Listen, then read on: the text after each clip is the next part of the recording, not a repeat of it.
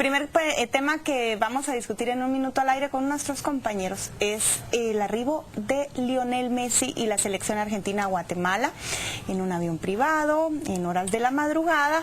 Ese encuentro que tuvieron con la selección guatemalteca, al mismo tiempo que en Cataluña, España, hacían una acusación, señalamientos de evasión fiscal contra el jugador argentino. Y además acá en Guatemala, mientras lamentablemente mataban a 8 policías en Salcajá-Quetzaltenango, a Lionel Messi lo custodiaban 300 elementos de la Policía Nacional Civil. ¿Qué piensa? Bueno, no era solo a Lionel Messi que estaban custodiando. Yo digo a Lionel Messi porque cuando hablan de las elecciones Lionel Messi, pero bueno, sí, pero que además todo no el se van a equipo enojar con nosotros tiene los razón. que quieren a Lionel Messi, porque en este momento está en el estadio.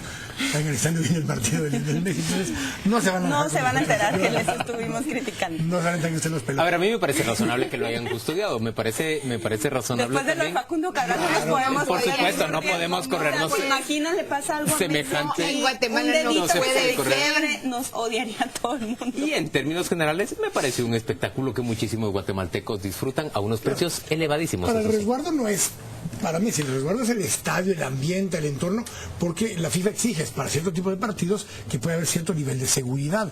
Ahora, cierto tipo de países. Bueno, sí, además, es que los llevaron a Miraflores, me dijeron que los habían llevado. Pero es que hasta en Londres ustedes querrían, sobre todo con los hooligans, que haya ese tipo de seguridad, hasta 300 policías en un estadio o más. Claro, bueno, aquí son 300 PNC, porque además hay 800 policías privados. Se están cuidando. Y les aseguro que todos querían autógrafo y no les han de verdad ninguno. Bueno, otro punto para discutir. La condena al señor Mario Brol, representante de la empresa Alcahuenker, por evasión fiscal, defraudación tributaria, defraudación aduanera, lavado de dinero. El señor fue condenado a 14 años de prisión inconmutables. Debe pagar 3 multas que suman, oiga usted, más de 2.000 millones de quetzales. A mí lo primero que me parece es que el tiempo para el cual fue condenado parece ser muy poco por el volumen de robo, además el nivel, la forma en que trazaron ese robo de fondos públicos. Era una evasión escandalosa la que estaban desarrollando. Me parece por una parte. Por la otra, que este es un proceso que apenas se ha conocido en primera instancia. No le aplicó, menos mal. Que solo se ha conocido en primera instancia y que tiene, por supuesto, todavía un largo camino que recorrer antes de llegar hasta hacer una sentencia firme.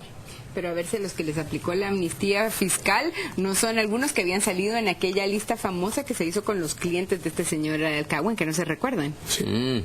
Ahí habría que revisar quiénes son reincidentes. Pero a ver, el señor compraba combustible, lo importaba y lo volvía a vender. Importaba combustible y decía que lo iba a reexportar cuando en realidad lo consumían, lo distribuían en Guatemala. Lo dejaba para gasolineras del interior. Hay 2 o 3 delitos diferentes. Uno de ellos era simulación, porque es parte de lo que se hacía. Y ese delito es el que en todo caso ni siquiera le terminaron de aplicar. Simulación. O sea que es poquito, dicen ustedes, comparado con lo que recibió. En Alta Verapaz, en Cobán, escuchamos esta semana una serie de capturas de presuntos violadores de niñas y adolescentes. Es una situación horrenda la que cuentan los cobaneros que se está viviendo allí para las mujeres. Hay un grupo que no se puede todavía explicar a partir de qué se formó y a qué responde y por qué se incrementó de forma tan desorbitada los casos de violaciones sexuales, pero el punto es que las niñas ya no están saliendo solas a la calle, las familias temen que las droguen, que las intercepten, que las secuestren, como ha pasado con las demás, y que después abusen sexualmente de ellas. Aquí hay un tema bien particular que me llama la atención. Normalmente los delitos sexuales de ese tipo son de personas individuales que cometen actos por una situación patológica propia. Aquí vemos 2 casos de la Roosevelt y donde son grupos de personas haciéndolo. Eso no es normal. No es normal. ¿Y a qué puede responder? ¿A qué puede pero una patología colectiva? Sí, bueno, y probablemente hay como que un segundo set de abusos, porque probablemente ese grupo tiene un líder y ese líder recluta a las personas para cometer y controla. Y entonces es probable que también dentro de ese grupo haya también otro patrón de abuso, pero obviamente eso no es normal, amerita que se investigue y se trate. De vuelta, ¿por qué tuvieron que ocurrir tantos crímenes de este tipo que la policía, para que las autoridades le prestaran atención, es que tenemos muy poca fuerza policial y tenemos muy pocas destrezas desarrolladas en cada una de las cabeceras departamentales y municipales. Yo lo que pienso es que un líder, por mucha personalidad que tenga, no se toma como esa libertad si no se siente protegido y poderoso. Impune. Algo más criminal que un grupo de violadores debe haber ahí atrás.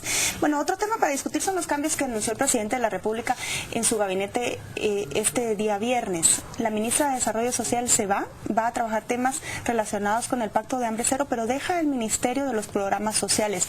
Y el señor que ustedes ven a la izquierda, el señor Willy Ruano, fue también nombrado como el gerente del Instituto de Fomento Municipal. Es el mismo que en la campaña electoral pasada mandó a poner esas vallas en distintos puntos del país de los políticos son una mierda y ya estamos hartos. Ahora él es un funcionario y va a ser juramentado por el propio presidente de la República.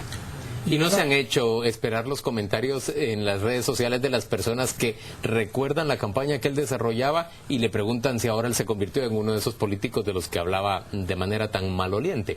El punto es... que no es la primera vez que está en política. Pero ¿qué aptitudes tiene el señor Ruano para convertirse en el nuevo jefe del Infom? Fue director financiero de la Sede Sol, bajo Mario Estrada, que duró un año y la cerraron.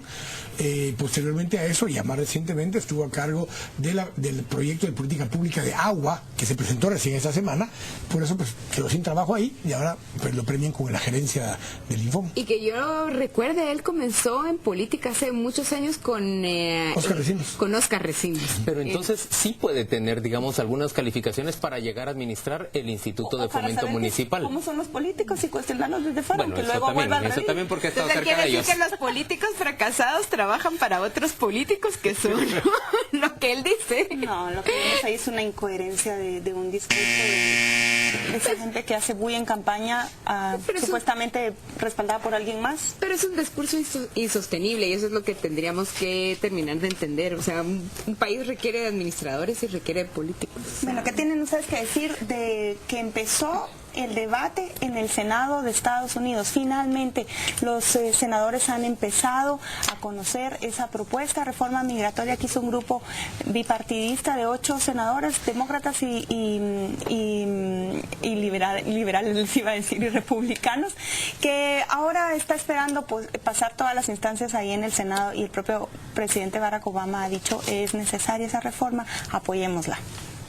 Yo lo que tengo que decir es que me parece positivo que por fin se haya abierto el debate ya dentro del legislativo estadounidense. Me parece positivo ver que pareciera haber suficiente fuerza bipartidista y yo creo que sí va a llegar a lograrse. Por supuesto, del plato a la boca puede caerse la sopa, pero hay una gran expectativa de miles de migrantes guatemaltecos. Solo me pregunto si el gobierno, si las autoridades van a tratar de atribuirse algún mérito en algo que está absolutamente fuera de sus manos. Van a quemar cohetes igual, a ver.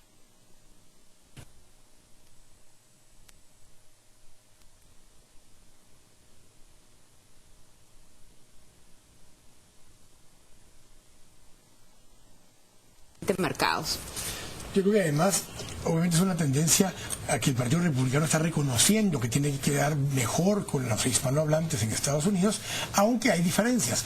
Los hispanohablantes de segunda o tercera generación les importa muy poco ya las normas de migración porque ya no son migrantes. Sí.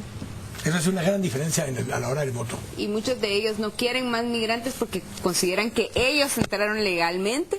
Claro, porque en ese entonces no había ningún tipo de limitación y que estas personas pues van a competir con ellos por puestos de trabajo. Así es.